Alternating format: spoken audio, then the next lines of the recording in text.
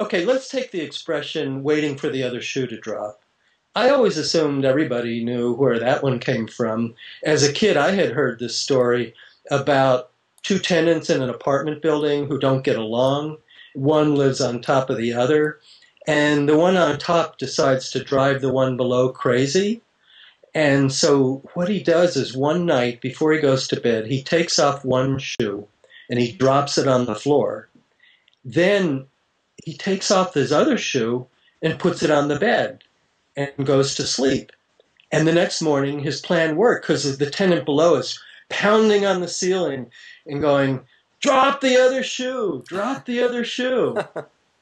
Well, I started asking people when I was, doing interviews for uh, um, I love it when you talk retro.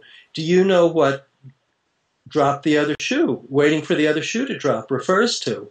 And it turned out very few people did. So, that was the kind of thing where it's easy to assume we all know the origins of a given catchphrase or term that I call a retroterm, but we don't necessarily. So that was what made it a lot of fun to do this research and share the results. And I love it when you talk retro. Oh, absolutely.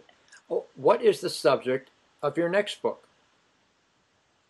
Well, Phil, I'm working on a book about euphemisms. Ah, And I don't know the title yet. The subtitle seems to be how euphemisms evolve from carnal knowledge to collateral damage.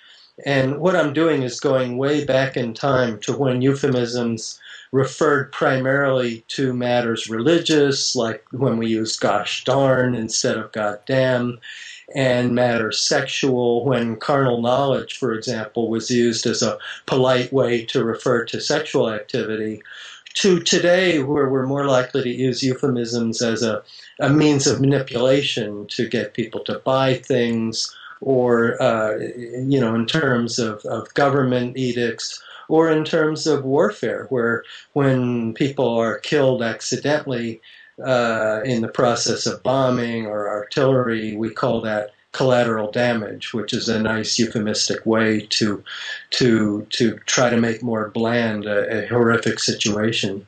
and speaking of war euphemisms, it seems the government is always trying to get kinder and gentler so as not to convey what's actually going on. I think you mentioned in your book about going from shell shock to battle fatigue to post traumatic stress syndrome, each time trying to lessen the impact.